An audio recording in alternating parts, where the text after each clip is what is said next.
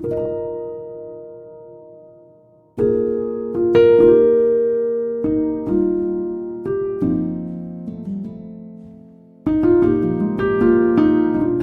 pada tahun kelima Hijriah, ya, pada tahun di mana Rasulullah dan para sahabat dan para kaum muslimin pada masa itu sedang menghadapi perang besar yang kita kenal dengan perang Khandaq atau perang Ahzab. Suatu ketika Nabi ditanya oleh seorang sahabat, ya, ini disampaikan oleh Abdullah bin Amr bin As, ya. Ketika salah seorang sahabat bertanya kepada baginda Nabi, "Ya Rasulullah, ayyul madinataini tuftahu awalan, Konstantiniyah atau Rumiyah?" Ya Rasulullah sallallahu alaihi wasallam, kota manakah di antara dua kota yang akan dibebaskan terlebih dahulu? Ya, Konstantiniyah atau yang kita kenal dengan Konstantinopel, yang hari ini juga kita kenal sebagai Istanbul, ya, atau Rumiyah atau Roma. Ya. Jadi Konstantiniyah atau Konstantinopel atau yang hari ini kita kenal dengan Istanbul pada masa itu adalah ibu kota dari sebuah imperium besar yang bernama Romawi Timur. Romawi ini karena besarnya wilayahnya, wilayah itu dibagi menjadi dua, yaitu Romawi Timur yang beribu kotakan Konstantinopel dan Romawi Barat yang beribu kotakan Roma atau Rumiyah, ya, dalam bahasa Arabnya. Ketika Nabi ditanya hal seperti ini, ya, kemudian Nabi menjawab, "Madinatu Hiraqla tuftahu awalan," yakni Konstantiniyah. Kotanya Heraklius yang akan dibebaskan terlebih dahulu, yaitu Konstantinopel. Ya, Konstantinopel adalah kota di mana Hagia Sophia berada, ya, di mana Hagia Sophia yang pada masa itu adalah merupakan gereja tempat beribadah Kristen Ortodoks. Ya. Kemudian Nabi melanjutkan dengan sebuah kalimat yang fenomenal yang hari ini sering disampaikan oleh para ulama. Nabi kemudian mengatakan, "La tuftahanna al-Konstantiniyah wala ni'mal amiru amiruha wala ni'mal jais dalikal jais." Sungguh Konstantinopel akan dibebaskan dan sebaik-baik pemimpin adalah pemimpin pasukan yang membebaskan Konstantinopel. Wala ni'mal jais dalikal jais, dan sebaik-baik pasukan adalah pasukan yang membebaskan Konstantinopel. Jadi ini disampaikan oleh baginda Nabi pada tahun kelima Hijriah. Maka inilah yang kemudian menjadi motivasi bagi generasi-generasi berikutnya. Ya, jadi setelah era Khulafaur Rasyidin, sebenarnya ekspedisi untuk membebaskan Konstantinopel ini sudah diawali ketika kekhilafahan Bani Umayyah. Ya, Khalifah pertama Bani Umayyah, yaitu Khalifah Muawiyah, sebenarnya sudah mencoba untuk melakukan pembebasan terhadap Konstantinopel, ya, namun kemudian mengalami kegagalan, dan upaya ini terus dilakukan oleh generasi-generasi berikutnya, baik oleh generasi dari Bani Umayyah yang berlangsung selama 90 tahun, juga dilakukan oleh generasi-generasi dari Bani Abbasiyah.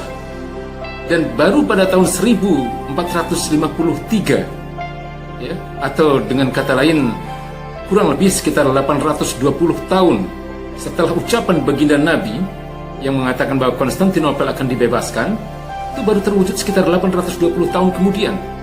Ya, karena kalau kita hitung, ya, pada tahun 5 Hijriah ketika baginda Nabi mengatakan hal seperti ini kurang lebih adalah sekitar tahun 627 Masehi.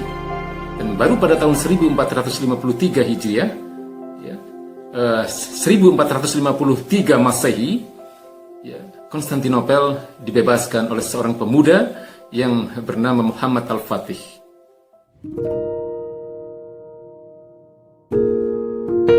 Ada dua janji Rasulullah SAW yang hingga hari ini belum terwujudkan. Yang pertama adalah pembebasan kota Roma. Mengapa demikian? Karena kalau kita lihat di hadis tentang pembebasan kota Konstantinopel, ya, Nabi mengatakannya dengan bahasa Madinatu Hiraqla tuftahu awalan. Kotanya Heraklius yang akan kita bebaskan terlebih dahulu. Ini artinya kota Roma pun nanti akan dibebaskan. Ya. Hanya saja tentu pembebasan kota Roma ini tidak mungkin dilakukan dalam kondisi kaum muslimin seperti saat ini. Maka ada janji ketiga yang hari ini menjadi satu janji yang juga pasti akan terwujud, ya, yaitu tegaknya sebuah kekhilafahan yang bermanhajkan kenabian. Ya, mengapa demikian? Karena baginda Nabi Muhammad SAW, ya, ketika beliau menjelaskan tentang periodisasi, ya, umat Islam atau fase umat Islam dalam satu hadis yang cukup panjang yang diriwayatkan oleh Imam Ahmad, beliau menjelaskan bahwa umat Islam ini akan mengalami 5 fase. Yang pertama adalah fase nubuah atau fase kenabian yang sudah berlangsung selama 23 tahun, ya. Mulai baginda Nabi diangkat sebagai Nabi dan Rasul sampai wafatnya beliau. Kemudian fase kedua adalah fase Khulafur Rasyidin, yang baginda Nabi menyebutnya sebagai fase khilafah ala minhajin nubuwah, ya, kekhilafahan atau pengganti Rasulullah SAW yang dalam pelaksanaannya bermanhajkan kenabian. Artinya tidak ada penyimpangan. Maka Nabi mengatakan mereka adalah Khulafur Rasyidin al-Mahdiyyin min ba'di, para khalifah-khalifah yang lurus yang telah diberikan petunjuk oleh Allah Subhanahu wa taala setelahku. Ya, itu fase kedua. Dan fase ketiga adalah fase yang disebutkan oleh baginda Nabi sebagai mulkan adun, ya, penguasa-penguasa yang menggigit. Jadi setelah era Khulafur Rasyidin, beliau sebut sebagai mulkan adun, yaitu para khalifah-khalifah. Disebut khalifah karena mereka masih menggunakan Al-Quran dan As-Sunnah sebagai sumber hukum dalam bermasyarakat dan bernegara. Tapi dalam pelaksanaannya memang tidak sebagaimana manhaj kenabian, sebagaimana apa yang bisa dilihat di masa-masa Khulafur Rasyidin. Maka dikatakan sebagai mulkan adon, artinya adalah para khalifah atau para penguasa-penguasa yang masih menggigit syariat Islam, masih menggigit Quran dan Sunnah. Kemudian fase keempat adalah fase yang disebut oleh baginda Nabi sebagai mulkan jabriyatan.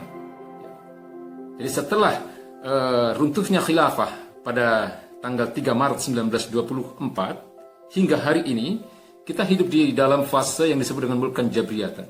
Penguasa-penguasa yang zalim, penguasa-penguasa yang menekan, ya, terutama terhadap umat Islam. Dan kemudian Nabi mengatakan summa takunu khilafah ala minhajin nubuwah. Kemudian akan ada fase kelima yang disebut dengan khilafah ala minhajin nubuwah, dengan susunan kata yang persis sama dengan fase kedua, yaitu fase Khulafur Rasyidin. Ya, fase kelima nanti adalah fase khilafah yang bermanhajkan kenabian. Ya, maka pada fase inilah, ya, insya Allah Roma akan dibebaskan oleh kaum muslimin. Jadi artinya kota Roma pun akan dibebaskan, tapi tidak mungkin bisa dibebaskan tanpa adanya khilafah. Jadi ini adalah 2 janji baginda Nabi yang belum terwujud. Ya, yang pertama adalah tegaknya khilafah yang bermanhajkan kenabian dan dibebaskannya kota Roma. Ya, 2 janji ini pasti terwujud. Ya, karena baginda Nabi Muhammad SAW adalah orang yang tidak pernah berbohong. Bahkan dalam candanya, dalam senda guraunya pun beliau tidak pernah berbohong. Bahkan kedipan matanya pun, ya, tidak pernah menyatakan kebohongan.